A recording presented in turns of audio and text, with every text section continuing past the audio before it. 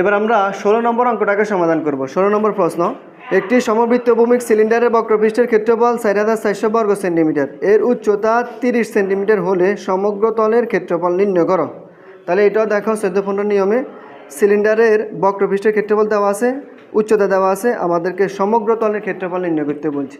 তো দেখো সিলিন্ডারের বক্রতলের ক্ষেত্রফল বা বক্রপৃষ্ঠের ক্ষেত্রফল নির্ণয় সূত্র হচ্ছে কত? 2πr h। আর সমগ্র পৃষ্ঠের ক্ষেত্রফল নির্ণয় সূত্র হচ্ছে 2πr × r + h।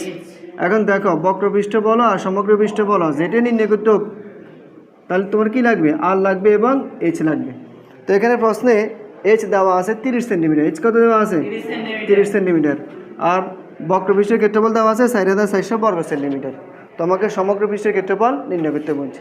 তো দেখো প্রথমে যেটা দেওয়া আছে এটা লিখে নিই। 16 নম্বর কেমন?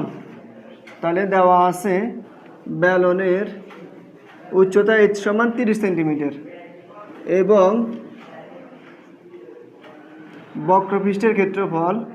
বক্রপৃষ্ঠের ক্ষেত্রফলকে কী দ্বারা প্রকাশ করে? 2πr h দ্বারা।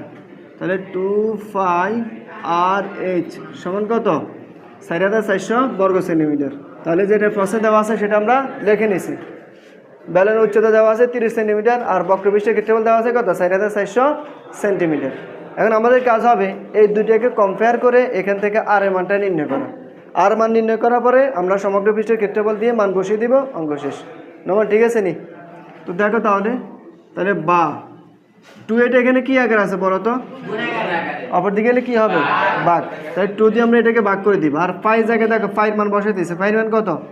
3.1416 ইন্টু আর। আর এর মান কি আমরা জানি না? তাহলে যে বাবা আছে এভাবে ইন্টু h। h এর মান কত? 30 দিয়ে দিলাম ইজ ইকুয়াল টু 4400। সরি 4400 না তো, এই যে এখানে 2 আছে, 2টাকে আমরা দিয়ে ভাগ করে দেবো। 2 এটা গুণে দিয়েছিলে কি হবে? ভাগ। তাহলে 2200। ওকে, এবার আসো তাহলে বা আর রেখে দিলাম ইজ ইকুয়াল টু 2200 দিয়ে বাবা আছে এভাবে। দেখো তো আর এর সাথে দুটো কি আকার আছে? আবার দিকে গেলে কি হবে? ভাগ। তাহলে এই দুটোকে গুণ করা তো কত হয়? 94.248 বলো ঠিক আছে কিনা? তাহলে এই দুটোকে গুণ করলে হয় 94.248। এটা আর এর সাথে গুণ আকার আছে, অপর দিকে আসলে কি হবে? ভাগ। এবার আসো ভাগ করে দাও তো কত হয়? কত? 23.34। তাহলে আমরা আর এর মান পেয়ে গেছি সেন্টিমিটার। বলো ঠিক আছে কিনা এই পর্যন্ত? তাহলে প্রশ্নে যে দুটি অংশ দেওয়া আছে ওইটা থেকে আমরা ভূমির ব্যাসার্ধ আর এর মান নির্ণয় করে নিয়েছি। এখন আমাদেরকে বলছে সমগ্র পৃষ্ঠের ক্ষেত্রফল নির্ণয় করার জন্য। কি নির্ণয় করতে বলছে? সমগ্র তলের ক্ষেত্রফল নির্ণয় করা। তাহলে সুতরাং সমগ্র তলের ক্ষেত্রফল সমান 2πr × r + h। সমগ্র তলের ক্ষেত্রফলের থেকে আমরা সমগ্র তলের ক্ষেত্রফলের সূত্র দিয়ে দিলাম 2πr × r + h। এবার মানগুলো বসাও। তাহলে সমান 2 যেভাবে আছে এভাবে ইন্টু 5 মানে হচ্ছে 3.1416 ইন্টু আর। আর মান কত পাইছি? 23.34 ব্র্যাকেট আর। আর মান হচ্ছে কত? আবার একই 23.34 প্লাস তারপরে এইচ আছে কেমন? এইচ এর মান কত? 30।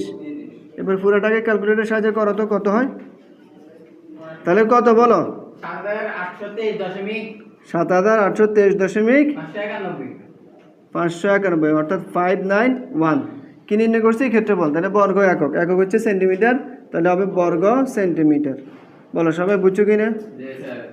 তাহলে আমাদেরকে সমগ্র তলের ক্ষেত্রফল নির্ণয় করতে বলছে। আমরা সমগ্র তলের ক্ষেত্রফল পাইছি 7823.591 বর্গ সেন্টিমিটার। বলো বুঝছো সবাই? নাও তুলে নাও।